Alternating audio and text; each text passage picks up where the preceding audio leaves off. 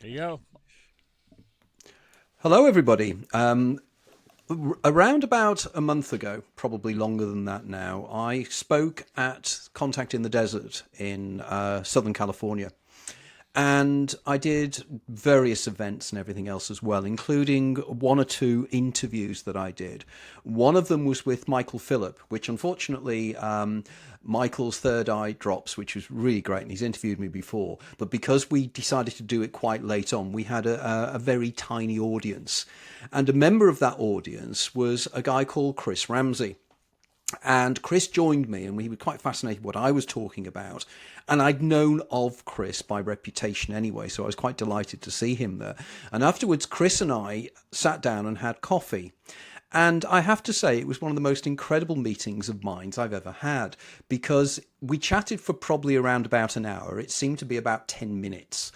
And all the time, people were walking past, and we're all coming over to Chris and wanting to ask him, wanted his autographs and everything else as well. And I've never seen somebody so genuinely nice with people who were his fans and everything else as well. It was quite extraordinary, and I very quickly discovered that Chris is an incredibly nice guy, but incredibly interesting and phenomenally skilled as a magician. And I won't go into detail now, but he did one of his tricks with me, which involved me identifying a series of numbers myself and selecting a series of numbers, which I then did. And then Chris turned around to me and said, you may have seen that number before. And I said, no, I don't think so. And then he showed on his arm, and he had the number I had chosen at random tattooed on his arm. And to say I was amazed is an understatement. Absolutely phenomenal. And yet, as Chris assured me, this was a trick. But he then began to tell me that in his experiences, there are times when he's doing magical tricks whereby an entity or something or a voice in his head or something that inspires him will tell him to do something different, which of course you guys who know of my work will know I identify that as being the daemon. But let's go a little bit roll back now, and let's learn a little bit about who Chris Ramsay is. I've been checking him regularly since we met on his fantastic various YouTube channels. And the guy is just a phenomenon. I mean, a genuine phenomenon. But Chris, first around, how did you get into magic? It's something that interests us all as children. But how did you suddenly become not only a magician but an extraordinary magician? Well, first of all, Anthony, thank you so much for having me. It's an honor and a pleasure. I feel the exact same way about meeting you. One of the most just phenomenal conversations I've had. You're just such a genuinely curious person by nature, but also you have an insane recall. I'm sure, as your audience knows, you have this ability to almost photographically recall anything you've read, which is, as a magician, I could use some of that. I could use some of that memory. But yeah, it was fantastic meeting you and getting to pick your brain even for a little bit. And I'm really glad we have this opportunity to do that again. To answer your question, as you said, a lot of especially young boys were kind of interested for some reason in the mysterious. Ever since childhood, I remember whether it's wanting to be a spy or a superhero or a magician, it always sort of involved this.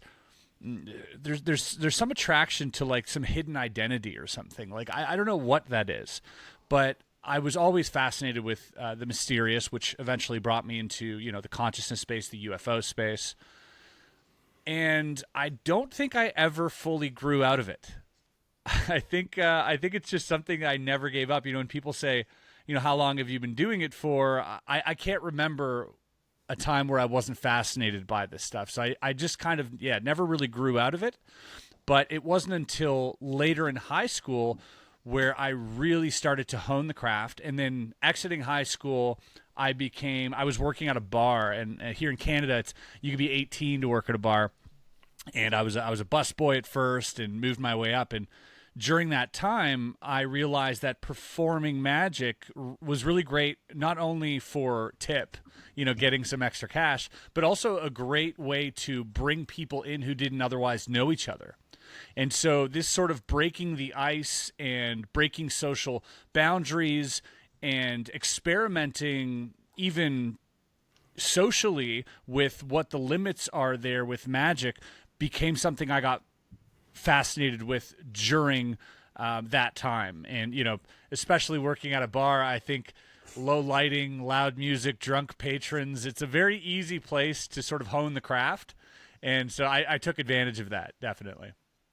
But effectively, did you read books on the subject? I Yeah. presume you must have done initially. Yes. And who was the magicians? Who were the illusionist magicians, the interchangeable terms, that really influenced you? Then who were the guys that I thought you wanted to be them? Yes, great question. First of all, yes, lots of books, and I still read them today. Lots of books on whether it's mentalism, psychological subtleties, sleight of hand, building illusions, crafting what we call gimmicks. All of these things are really fascinating to me. And the people who inspired me, I think at first, my initial inspiration, I think, would have to be David Blaine.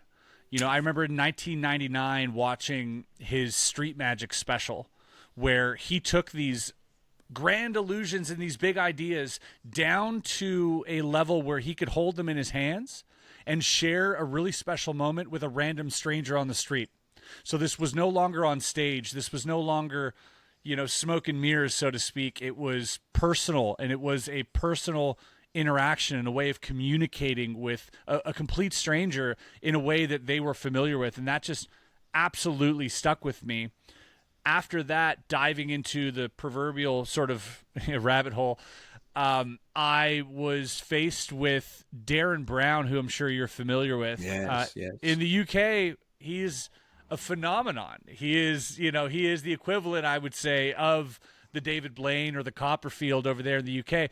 Not so well known over stateside, unfortunately, for people there, because I think he is one of the most talented human beings and the showman of our time. He is the greatest showman on earth, I do believe. And so I will throw him all the accolades that he so deserves.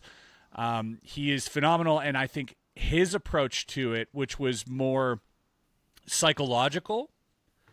Early on watching Darren, he didn't really share his secrets on how he did a lot of these things, but he would share what we call pseudo explanations. I, as a young, naive magician, assumed that those pseudo explanations were the real explanations. And so when Darren would say, I'd speak to a spectator, and while I'm doing this, I would draw a 7 in the air, and then they would think of the number 7. And so I thought this was genuine. Come to find out later that a lot of that was just trickery and patter. There was actually a foolproof method behind a lot of these things, that they weren't just psychologically driven, that they were actual methods that, I will not divulge. But prior to that, I didn't know that. So I'm out here practicing these things, trying to psychologically, through neurolinguistic programming, through just word choices or body language, or even just intention, trying to influence people's choices. For the most part, getting it wrong, failing miserably. But every now and then, they wouldn't fail at all. They would work, and it would seem like a genuine miracle. And and from then on, I think that kind of inspired me to go down the road I'm on now. This is really quite fascinating because I have a mutual friend, and he is somebody that over the years who was very interested in the applications of neurolinguistic programming into magic.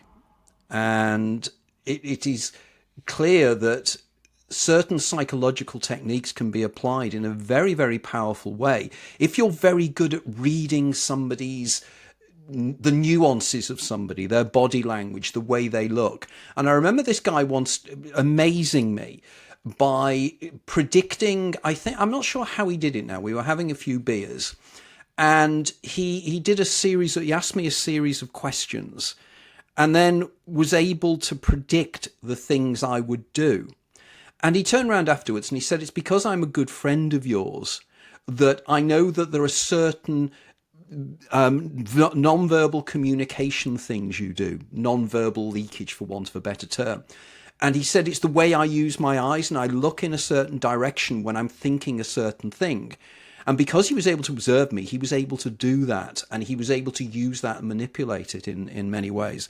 So neuro-linguistic programming is something that has long fascinated me. And also, just as an aside here, it's quite a nice story, is that my mother was a magician's assistant in the 1950s. Her boss was a stage magician, and she was one of these typical ladies that were, the lady that was cut in two and everything else, just all the illusions.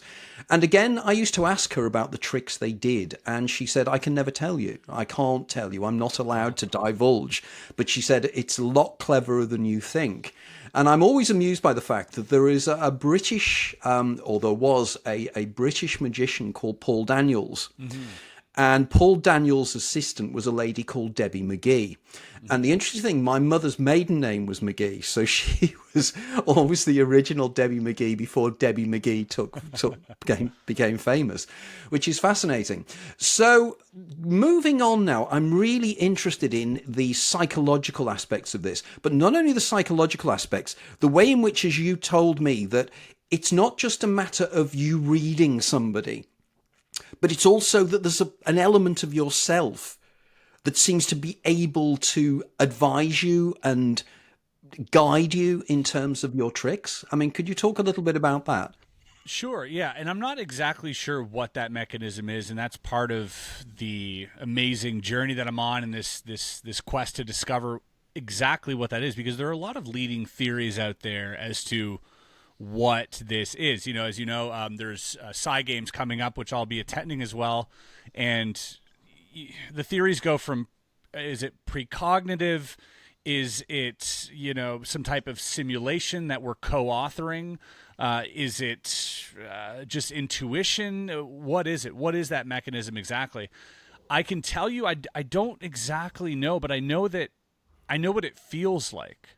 And I'm not the only magician to say this. And in fact, every single magician that you'll ever meet, you can ask them. And I challenge anyone listening, ask them to describe a miracle that happened during a performance where they just took a chance on something, or they felt strangely confident about something, almost a knowing that it would be fine, even though there was no out, there was no safety net to fall back on.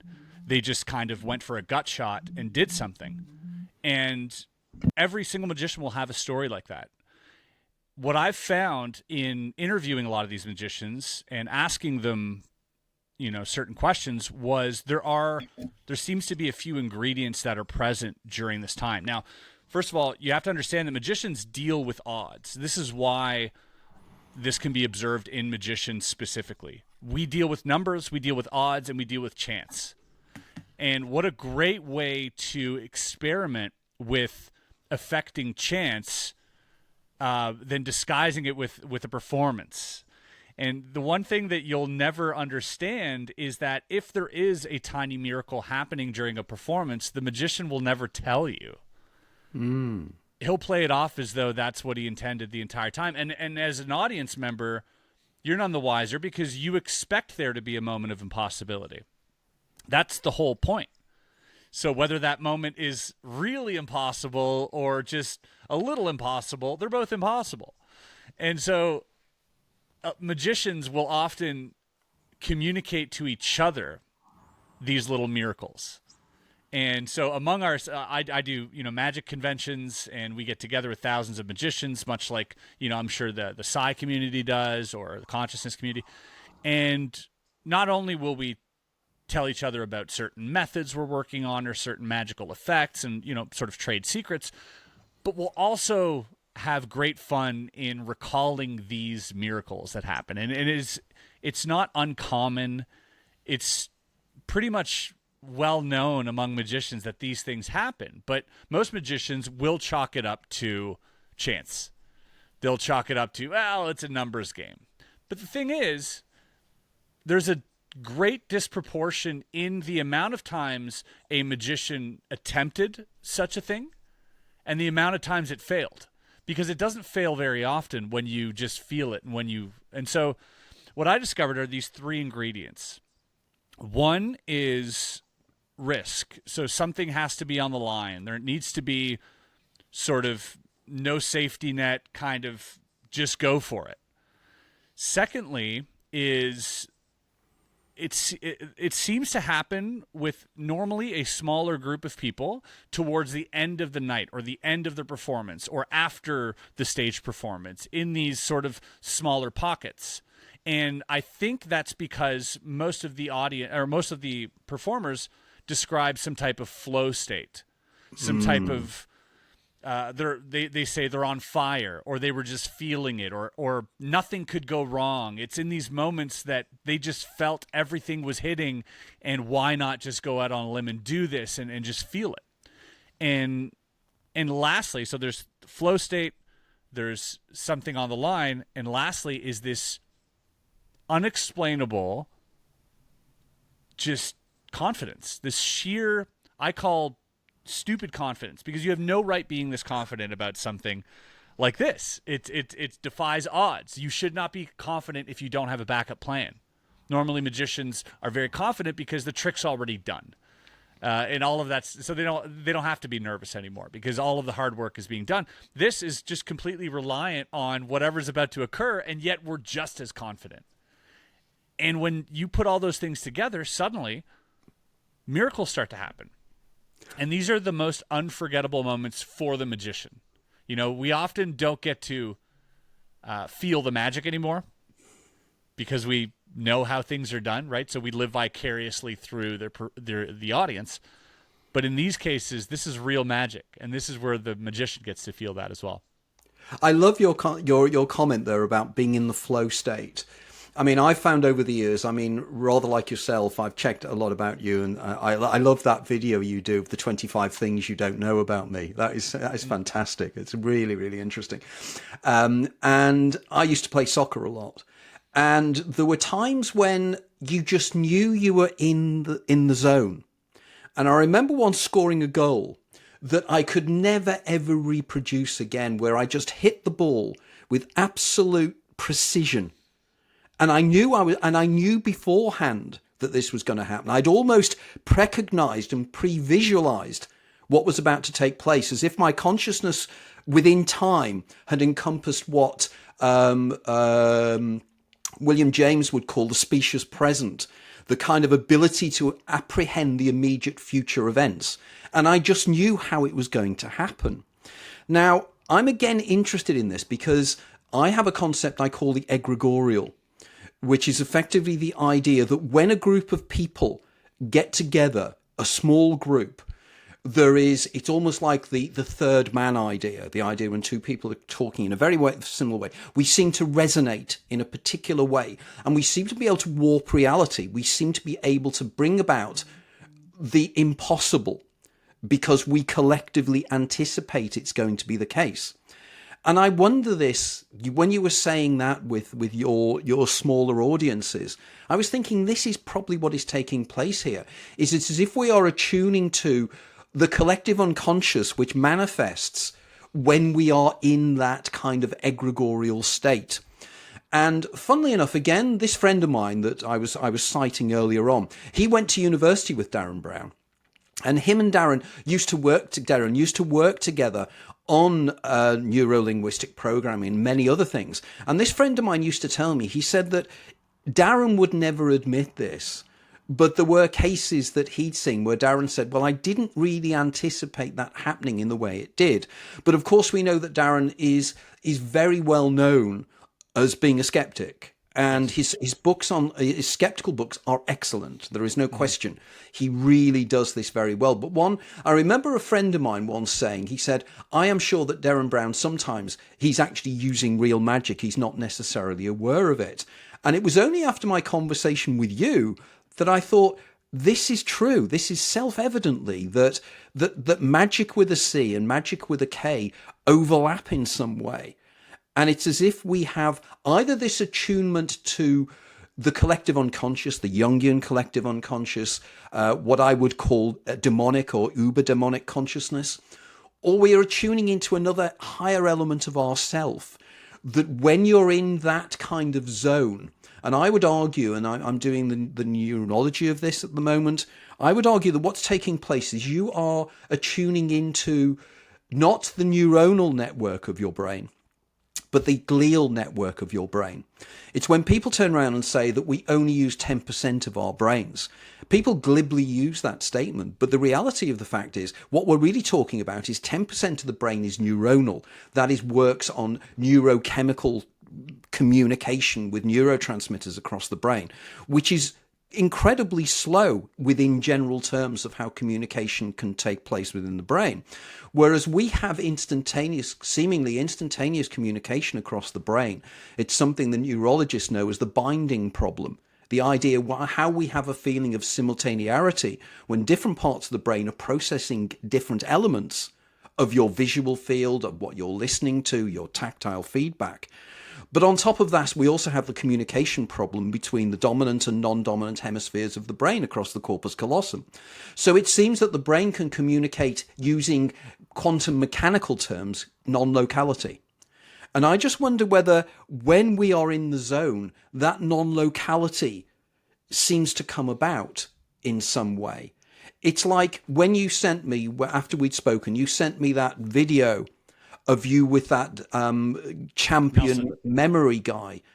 And it's extraordinary. Can you explain what happened then? Because Sure. by the way, I'll post the video of this, but this is how Chris explains what happened, because you watch Chris, and as he said, he turns around, he flows with it, and you can see him flowing with it. But he's as astonished as the other guy is. Can you explain a bit of that? Sure, yeah. So the trick would be I have a deck of cards that is shuffled. All the cards are different. I hand them to my friend, who then puts the cards behind his back, cuts it multiple times, and decides to take a card from the top and sit on it without looking at it. So at this point, no one should know what the card is. Now, at this point, I know what the card is. I'm a magician. I know what the card is. So normally, in this particular circumstance, I would reveal in some magical fashion, in some pattern, some performance art, I would reveal what that card is. That's the magician's job, right? You find a card, lose a card, take a card, lose a card, I find it. And that's the normal process of a magic trick. I like experimenting once I have the information. As I said earlier, when the magician, all the work is done, all the dirty work's done, it's all about presentation. I love experimenting in that area. Once I have all the information, how can we reveal the information? That's where the magic happens, right? Because I can just go, it was the 9 of spades, and that would be amazing. And oh my God, it is the 9 of spades. That's still impossible. It's still amazing. But for me, it's kind of boring. So we try to find different ways of revealing. And, as you mentioned earlier, I can show you a tattoo I have on my arm, or maybe I can burn a piece of paper, and on the paper, the burn marks, had the 9 of spades, or maybe I can turn to a random person and say, name your favorite card. And now they say 9 of spades. Now, hold on. What's happening now? So this is where I like to experiment, because at the end of the day, if I don't get it, what are the consequences? Okay, the card trick messes up. So what? But what's on the line if it does work? It is a miracle. And so this is the part that really fascinates me. So at this point, he has a card. He's holding it against his chest. Genuinely, he did not know what his card was, so there's no way that I can pick up on subtle cues at this point. I don't know. He doesn't know what the card is. No one is supposed to know. I know what the card is. Now, I decide to kind of wing it at this point. So I go, is it red or black? And he says black. I say, okay. Now, it's a 50-50. I did put a little more emphasis on the black, and maybe that's just my own wanting him to say black, but that could have backfired. He could have been like, well, he's putting emphasis somewhere. I'm going to go the other way. And so 50-50. Once it's red or black, I go spades or clubs. And he goes clubs. So, or he goes spades. And now I'm getting excited because I know it's the 9 of spades. He's already said black and spades. At this point, I'm like, I could I have multiple methods where I could get him to say the 9 of spades. They won't be clean. They'll feel like I'm sort of giving him a weird multiple choice or directing him in a certain way. So instead, at this point, I decided, like I said in the video, I'm going to go for a gut shot. Give me a number between 0 and 13. Of course, there are 13 cards in a suit from from ace to king. And he says 9. And I say, have a look. And it is, sure enough, the 9 of spades. So, take into account all of those minor little miracles that happened. That defied the odds. We filmed this trick once. This wasn't a second take, and there was not going to be a second take had it not worked. I probably wouldn't have even posted that video. But the fact is that I hit record on that camera, and I did one trick to him, and that was the one trick I did. And yeah, I'm glad I did. And those type of tricks, I've filmed multiple times, those type of tricks. And I think within the magic community, a lot of times, that's what fools magicians. And that's why they became a little obsessed with me, I think, too. It's like, well, how did you do that? Was he in on it? Is the only explanation that they have left. And, of course, he wasn't. When I watch the video, I mean, it comes across. It's the way you build it up, and you can see what I'd say was your daemon saying to you, go for it. And it's you, the way you say, I'm going to go for this. And I now fully understand the background of why you react the way you do. And it is astonishing. And his reaction is complete astonishment that could happen. Now, of course, there's the Richard Wiseman of this world, the psychologist who will turn around and say, oh, it's all to do with the law of large numbers. It's all to do with statistics. It's all to do with probability. Well, yes, you can define it as being to do with probability and chance. But that doesn't discredit the fact that it could also be something occult, because you could explain everything by the law of large numbers, but it doesn't disambiguate the fact that it happened, and it could be explained using telepathy, for example. Sure, turning a 1 into a 0 on a quantum level somehow through intention, right? It's still odds, but if I turn the odds to 51% instead of 50, well, now the odds are in my favor. So it's okay that it's odds, like you said, but maybe we can affect those odds just a little bit through intention. Exactly, and we've, I've seen many examples, and I'm sure you have, of things that have absolutely astonished you, where you've gone, I cannot possibly explain this. And I think your particular life progress is a fascinating example of this, because, I mean, I noticed, for instance, that was it Penn Jillette that you actually he was astonished at your work and everything else as well, but he's known, isn't it? Penn and Teller are very much again known for being skeptics, as the supposed great Randy was a skeptic. But you're a classic example of, because you wonder, don't you? Do you think that Penn and Teller have never had this effect happen to them? Do you think that the great Randy had never had the effect you're talking about happened to them? And do you think it was maybe a reaction against seeing this because they found it too difficult to deal with, possibly? It's a great question. I want to preface by saying that there was a time where I was also staunchly, completely exactly my against point. all of this. It's exactly my point, that your journey has taken you from being like me, a complete skeptic to things, and I am a skeptic, and I'm notorious being a skeptic. I always have been. I want proof. I won't just accept what somebody tells me. But when you see extraordinary things happen, like I love to cite this example, when I do events with skeptics, and I do events with scientists and everybody else, and we'll have a debate, a live debate with an audience. And the skeptics will say, oh, what you believe is utter nonsense. And we can say it's not nonsense, but it's all nonsense and everything else. And then we go out for a beer, and I just wait for it. So we have a few beers, and you just wait for one of them to turn around and say, I don't agree with anything you've ever said, but this event happened to me once, and I've never been able to explain it. And I always turn around and I say, so why, if you cannot accommodate that, it's a white crow. It's a black swan. It's something that, it's telling you that you don't have the full answers. And they always say, and they say the same thing, academic tenure. They can't be seen in any way to be agreeing with this. But we all have this journey, and I know that you've had this journey now, and I've been checking some of the videos you have on your excellent Area 52 program. Yeah.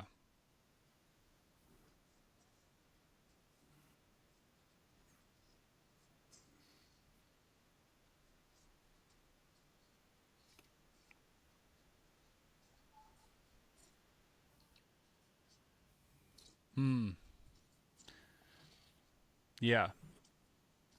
Yeah.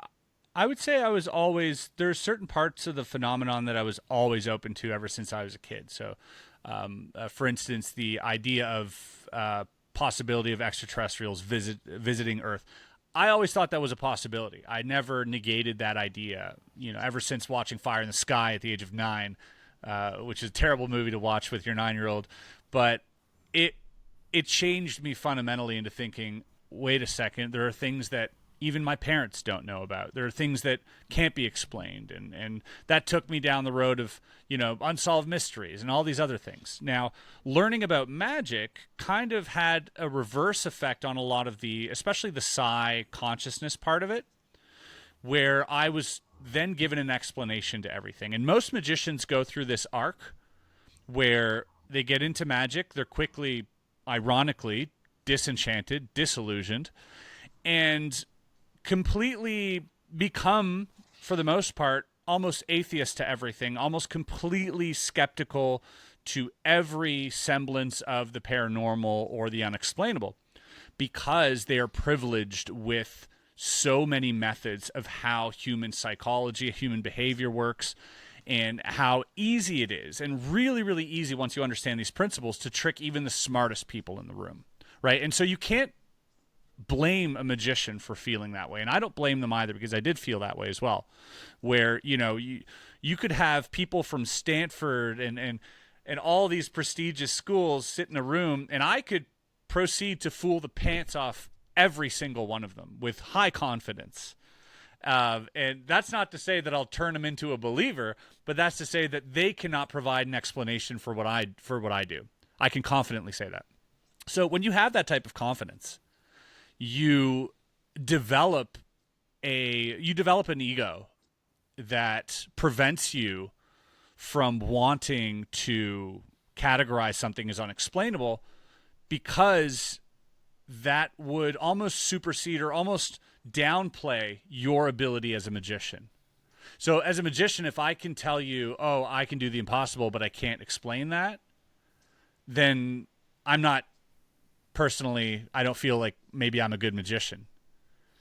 And so I think that there is that idea that the magician feels like he should be the smartest person in the room.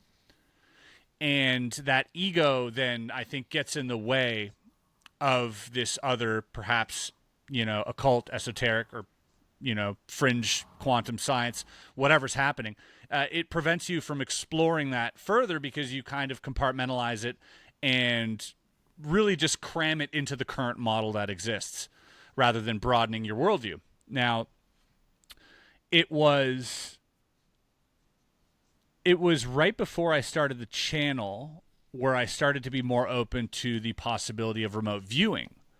I had a friend, the same friend who was present in that video with the card trick, Nelson Dellis. He's a 6-time U.S. memory champion. He shares a lot of the same skepticism as I do towards a lot of this stuff. He has a physics background. He's a very, very interesting person, and doesn't really believe in the woo so much. He's like, well, I need to see things first. I need to see data.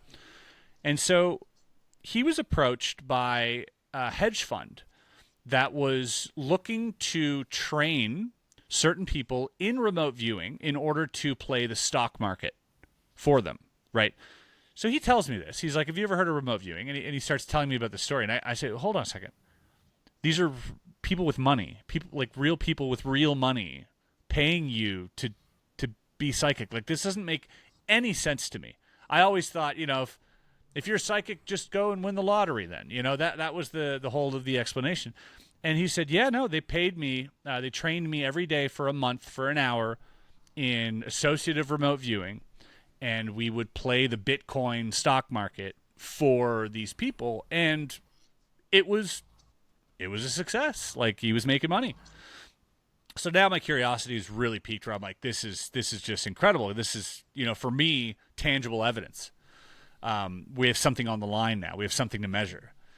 And I spent the next year with him practicing remote viewing almost daily, documenting the entire thing, visiting people like Joe McMoneagle, Major Ed Dames, speaking with Uri Geller, also speaking with Dr. Edwin May at SRI, who's done incredible research over the last 30 years into remote viewing and has just done so much on the subject.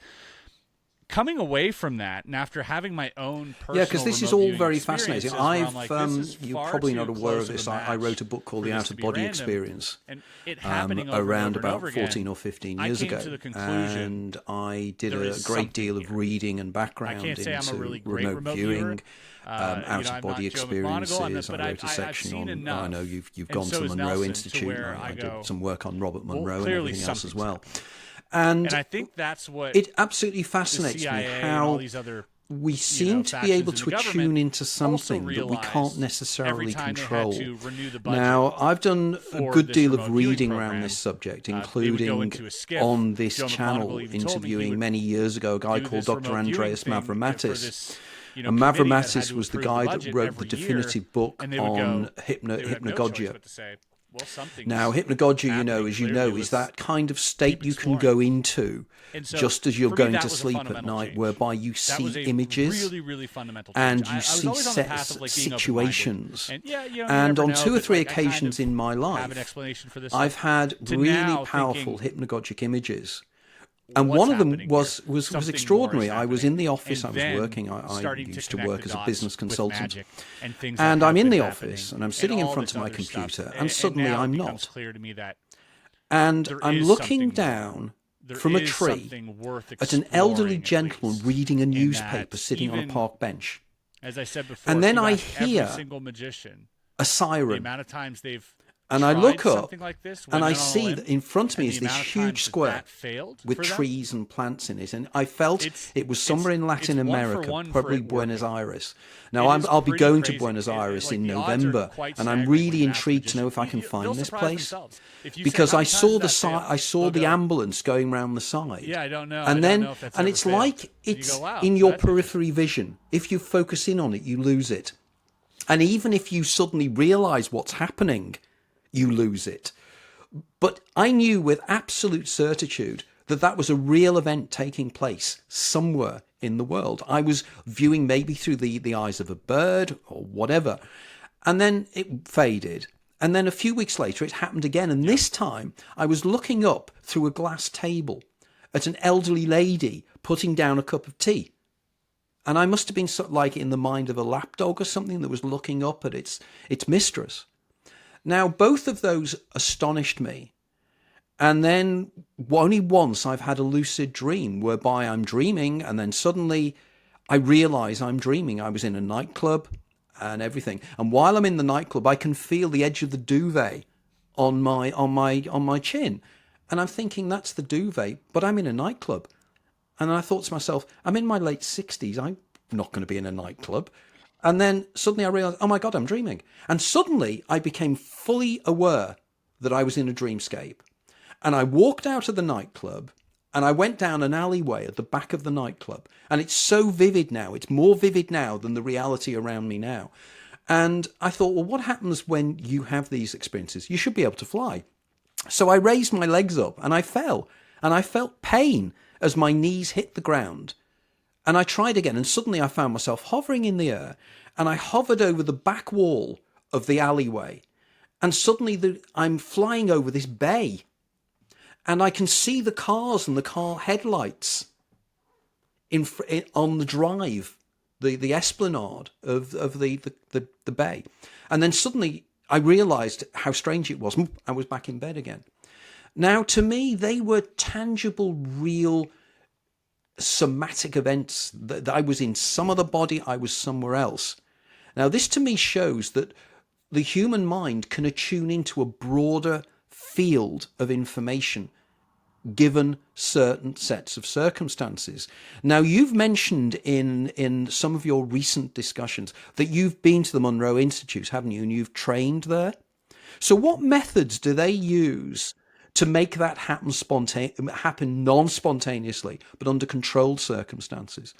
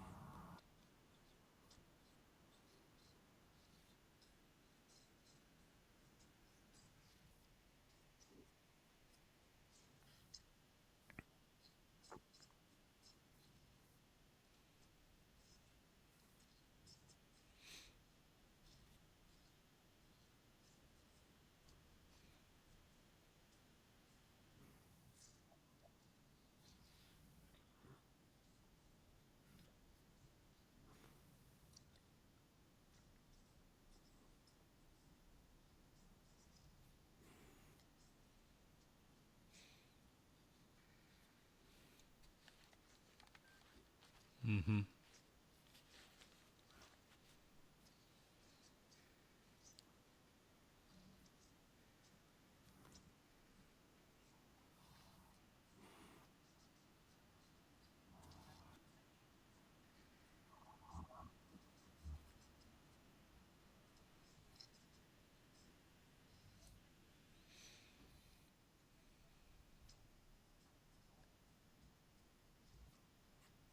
Yeah, they use something called binaural beats, or the way that they put it now is the Monroe Sound Science, which was formerly hemisync, which is essentially two different frequencies playing in your ears, and in a very sort of easy terms, your brain is synthesizing the difference between the two, which is a very low frequency that you normally can't perceive, you normally can't hear.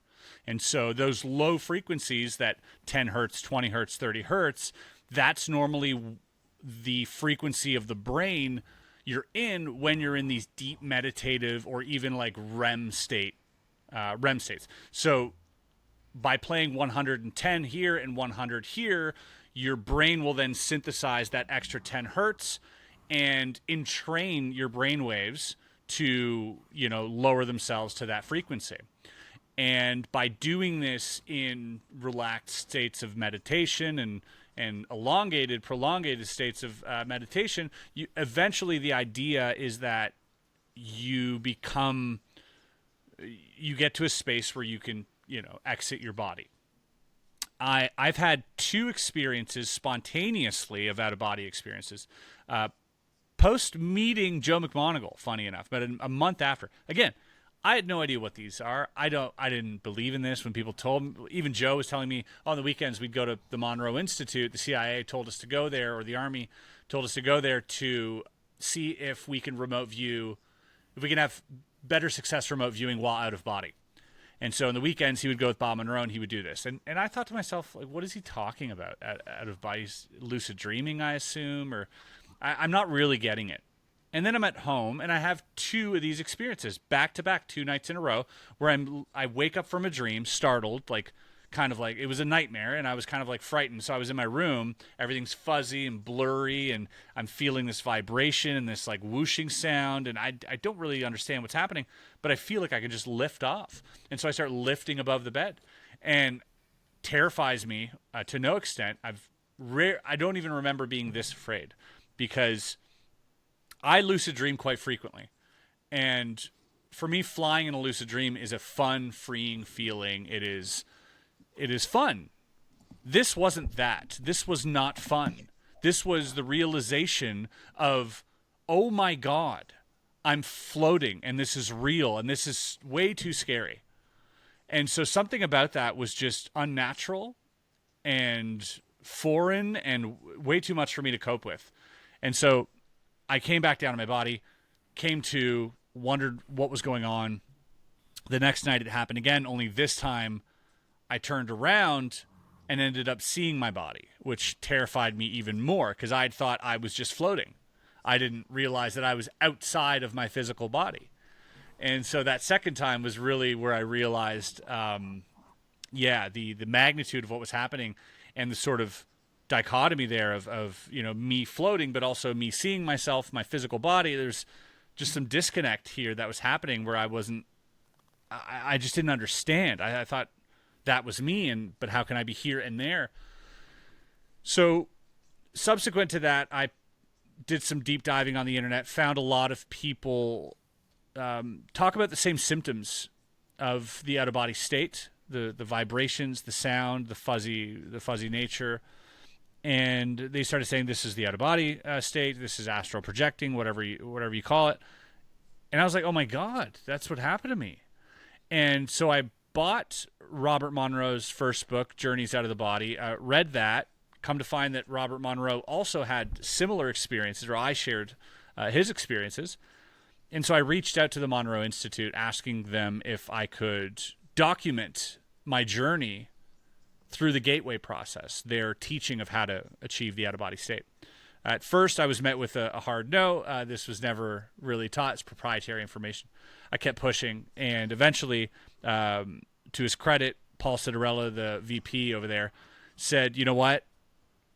Let's do this, and let's create something. Let's make it like a creator camp. So invite all these other creators online to Monroe Institute and have them sort of document their journeys and then spread the awareness of Robert's work throughout the world, which has always been their goal.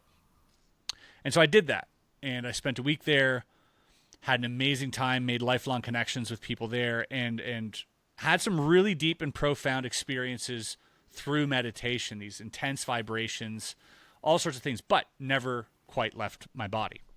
Now, while I was there, I shared a whole bunch of stories. People shared stories with me. I documented everything of their previous out-of-body experiences, whether it was through physical exhaustion, whether it was through near-death experience, or whether it was just straight-up meditation. And I really wanted something to happen while I was there, but I think I wanted it too much. Like I was just wanting it too much. And I went home, practiced the teachings that they give you there, using their audio, files, and meditating an hour a day at about 4:30, 5:30 in the morning every single day for about 4 months. And after about 3 months, I started popping out of my body regularly. I would have, at first they were through lucid dreams. So I was in a lucid dream, realize it was lucid, and then say to myself, oh, I can leave my body. And the second the thought popped into my head, I was launched out of my body at incredible speeds. I would feel like the wind going by me, and I was just flying, and I was like, oh my God, what is happening? Terrifying experience. This happened multiple times. And finally, the last time it had happened was during a daytime meditation. And this is where things for me concretized in terms of this is a real phenomenon, because prior to that, I was always coming out of a sleep, I was in this in-between state of dream, maybe reality. And every time it happened to me, although it felt real, as time progressed, logic and my physical brain would interject, and I would say to myself, no, it's probably you probably just made that up. And this is the brain's natural way of coping with this type of reality, I think. But this last time was unignorable, because after meditating for an hour, it was now 6:35 in the morning. I remember looking at the time. I don't have any curtains in my room, and it was daylight, so the light was beaming into my room. I put the headset down, laid down, closed my eyes for maybe 2 seconds, was feeling incredibly relaxed, like buzzing. I could feel this tingle around my body. And I said, you know what? I think this is it. I think I'm in a perfect state. And I was trying not to get too excited. And I said to myself, as I do when I'm in these states, in my mind, I deeply desire to leave my body. And I said this 3 times. And the third time I say it, I begin experiencing what I call like a phasing. Your non-physical is sort of within the physical, but you're sort of bouncing around. You're like this. And I can feel that I could just exit now. I'm no longer attached to my physical. My awareness is no longer attached to my physical.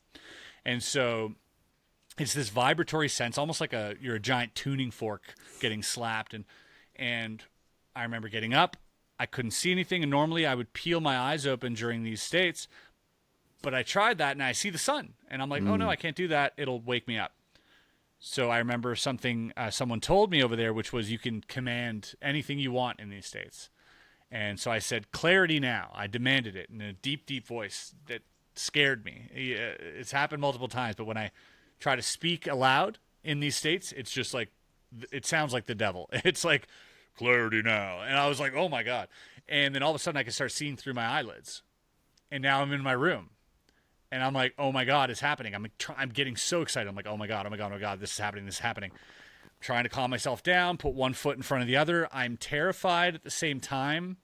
You're constantly walking a tightrope of fear in this situation where I know that if I decide to be scared... Well, that is extraordinary because, again, one of the central themes of my writing is something I call the Daemon Eidolon dyad. One foot in front of the other. And in the Daemon Eidolon dyad, effectively, the daemon, your higher self, for want of a better term, is the you that's lived your life many times.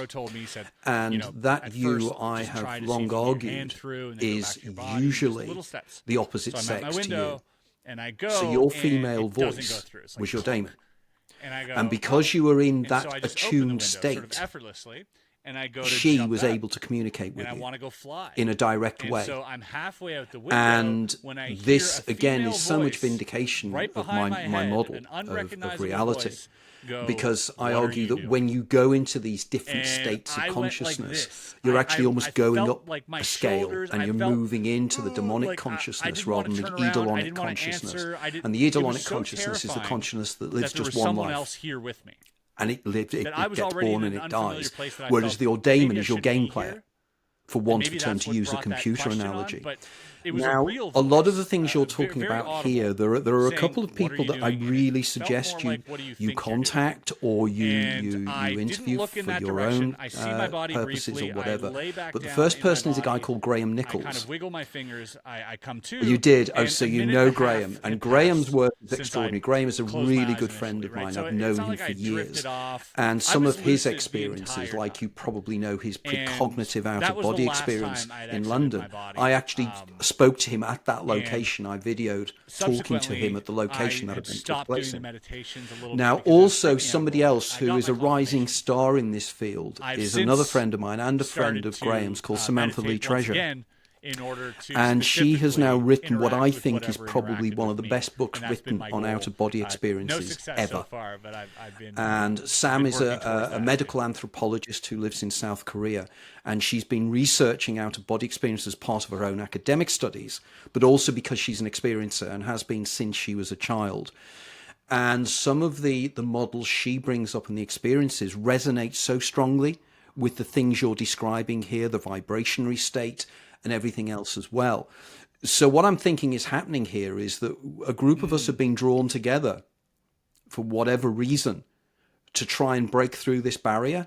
And I think that overall, if we had a Venn diagram here, you coming in with your magician's background, Graham with his experience and training, Sam with her unique experiences. She goes to a place called Future Tokyo, where she's an android.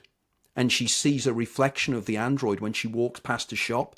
She will see herself as this other entity.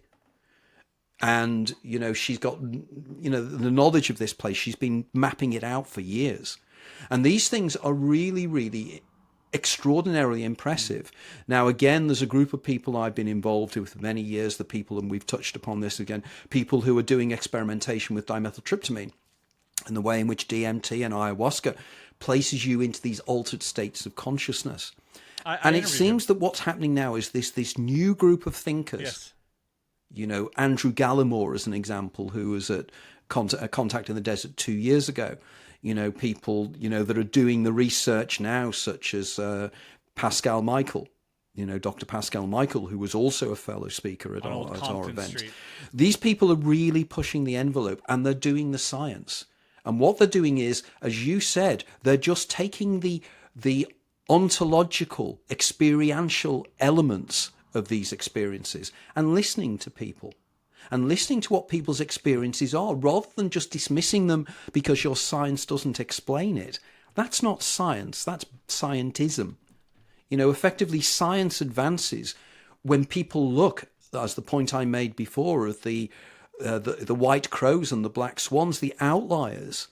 These are the things that will progress us to the next level of consciousness, the next paradigm of science. And I know people like the guys at the Monroe Institute are right at the leading edge of this, you know, and we know now with our mutual friend Paul Hynek, who's now, you know, the FCO of that organization as well. There's going to be some very exciting things in the future. Right, now I'm aware now we're about to come to the end of the hour, and I'm so delighted. I think I need to, we've only just scratched the surface here. You know, and it, you know, I hope that a lot of my people who watch my YouTube will actually check out Chris's stuff. Chris is phenomenally famous. He has over 8 million followers on YouTube. And I know with Area 52, the people he's been interviewing there are absolutely extraordinary. So really check out his work, and I'll put the links on later. But Chris, could you let people know how they can contact you? Because I'm sure that when this goes out, so many more people are going to be going, wow, this guy's phenomenal. And believe me, you check out his magic videos, it will blow your mind. This guy is extraordinary.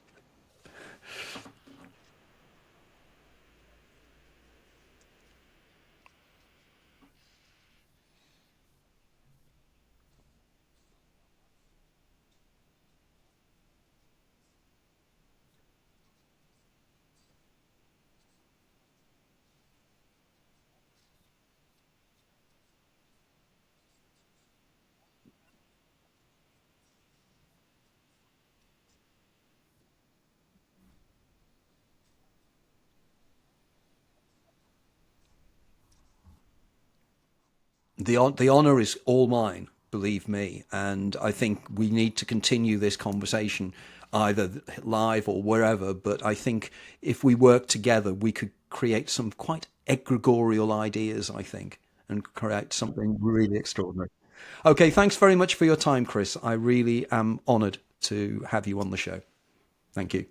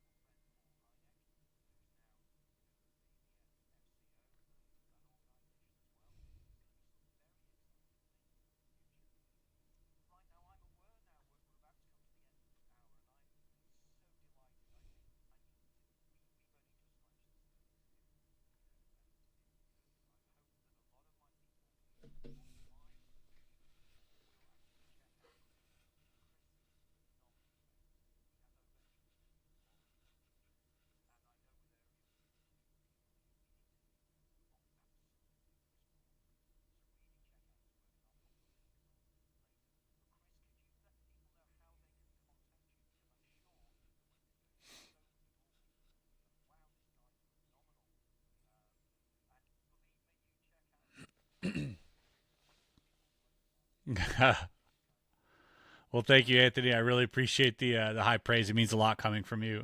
Truly appreciate that. Yeah, I mean, you could find me on Instagram or Twitter. Twitter, Chris Ramsay 52, or Instagram at Area 52 Investigations, or just follow my journey over on YouTube. We have a Discord as well. We got all sorts of community driven events and that type of thing. But yeah, I'm really thankful for your time, Anthony, and allowing me to speak to your audience. Just very, very grateful. Thank you so much.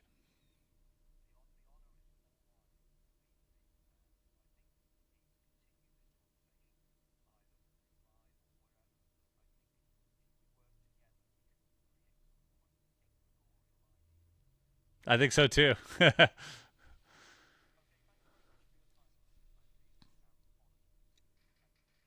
Thank you. All right.